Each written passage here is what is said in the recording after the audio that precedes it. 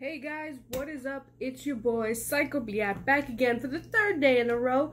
I ain't cheating you guys out. Not now, not ever. So let's just jump into it because we've got a fun topic for today. Today's topic is Thor 4 is basically pretty much going to have the same plot as Toy Story 4. Basically. So let's get into it. Back when Toy Story 4 was announced, there was interviews done with people who worked at Pixar, and they discussed that the movie was going to be more romance focused. And at the time we didn't know what characters were going to be the couple that the movie was going to be focused on, but people just kind of assumed Woody and Bo Peep, that Bo Peep was going to make a return, and lo and behold, she did. Toy Story 4 came out. It was a romance between, well, it pretty much was a romance between Bo Peep and Woody learning how to move on and live for himself and be happy. So that's Toy Story 4, and I think Thor 4 is pretty much, or should I say, Thor Love and Thunder, although I think Of Love and Thunder probably would have sounded better, in my opinion. It's probably going to have the same plot of Toy Story 4, considering especially that the female love interest is going to make a return. And this time she's going to be, you know, a badass feminist icon kind of character. So, I mean, akin to Bo Peep. If Thor is Woody and Jane Foster is Bo Peep, and she's going to make her return in the 4th installment of the film, where she was absent in the 3rd installment. I mean, come on. It's called Of Love and Thunder. It's called Love and Thunder. It's going to be, I'm sure, romantic. So what do I think is going to happen in the film? This film is set to come out 2021. Meanwhile, the date for Guardians of the Galaxy Volume 3 has not been confirmed. So this movie might either come before or after Guardians of the Galaxy 3.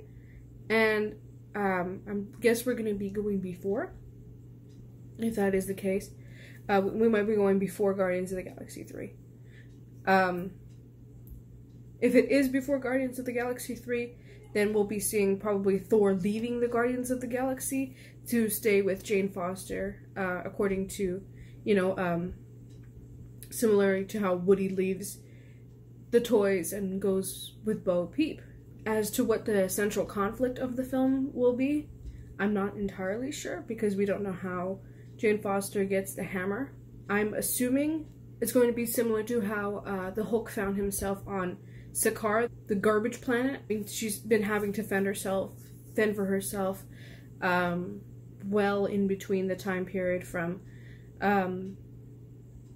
perhaps Thor the Dark World to 2023, after the events of Endgame.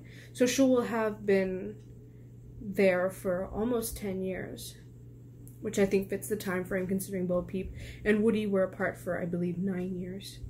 So things are starting to stack up. This is like getting pretty eerily similar to Toy Story 4. So if anything, the central conflict will be, going based off of Toy Story 4, they're probably, well, Marvel villains are known to have that big bad, that villain, as much as people have been, you know, diehard comic book fans have been asking for a movie where there is no villain.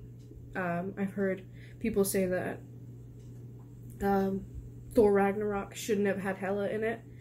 I beg to disagree, but some people say that they want, you know, some diehard comic book fans kind of want movies that Marvel movies focus more on the tension between heroes instead of, you know, a villain that's causing all the events of the film to transpire, similar to kind of like Civil War. But Civil War did have Baron Zemo. He was the villain, although I'm pretty sure he was just a normal guy. But anyways, based on the trend of there not being a real villain in Toy Story 4, although they do kind of pretend that Gabby is in the trailers and things like that, there could be a puppet villain who seems to be doing these things, but he has a reason for doing them, and in the end maybe they change him to good. If that is the case, then they might have a chance of introducing Adam Warlock. if this does take place before Guardians of the Galaxy 3. Because Adam Warlock was created by Aisha of the Sovereign race. Those gold people in Guardians of the Galaxy 2. And he's made to be more perfect, stronger, things like that. And I think he is a good guy in the comics. So what I think is going to happen is that either in Thor, Love and Thunder, or Guardians of the Galaxy 3, he will be introduced. And he will definitely be a force to reckon with. However, he'll change somehow. And I predicted that he'll either change via seeing the love between...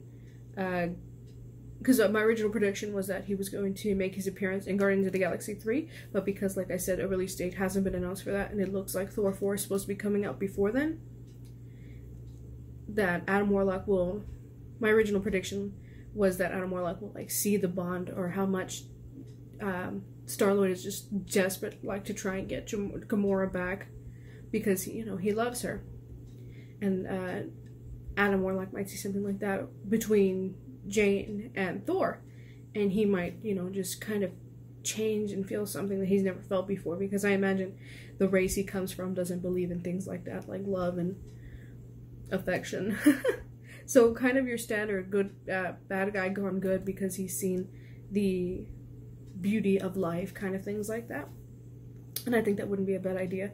And that also means that Nova could be introduced in Guardians of the Galaxy 3 just by himself, although I would have kind of preferred for them all to have been introduced in one movie. I know they've been saying that Beta Ray Bill is also supposed to be introduced in either Guardians of the Galaxy 3 or Thor 4. So that would be a lot of characters to introduce in Guardians of the Galaxy 3. So, like I said, maybe they'll introduce Adam Warlock in Thor 4 or Beta Ray Bill and just have Nova be in Guardians of the Galaxy 3 or what have you.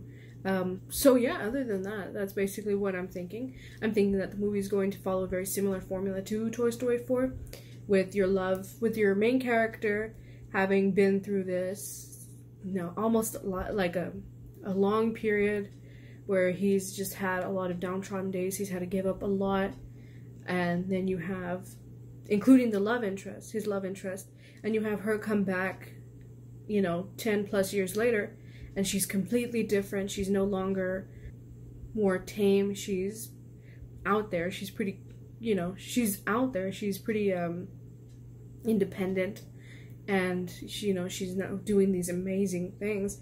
And the main character has to choose whether or not he's going to stay with his love interest or he's going to stay with his friends. But the thing is, Thor probably really only knows the Guardians of the Galaxy. Doesn't really know them very well, but hopefully, or I'm not sure how they would establish that. Maybe he's with them for a year or something and he really takes a liking to them, and now he's going to have to give them up. We'll see how it goes. I know that he stayed on Earth with Korg, and I don't think he had, like, a good relationship with Rocket during the events of, well, not that he had a good he didn't have a good relationship, but he probably didn't communicate with any of the Avengers during the 5-year span in Endgame. So, I don't know, it's just, that might be interesting to see. And, you know, there might be a villain whose motives are pure, are for a reason, but in the end, they probably will be the main bad guy, because Marvel's known for, obviously, the big bad. I don't think they'll deviate too much off of that formula. And yeah, that's pretty much my predictions for Thor 4. I think the plot is going to be eerily similar to Toy Story 4. And, yeah, I'll see you guys later. Thanks for stopping by every day. I've got either 2 more or 3 more videos in the works. I do have another Marvel video coming up, hopefully. This one will have some fun animations, and by animations I mean stick figures. I'm still working on it, but we'll see how it goes. I'm excited, and I'll see you guys tomorrow. Bye!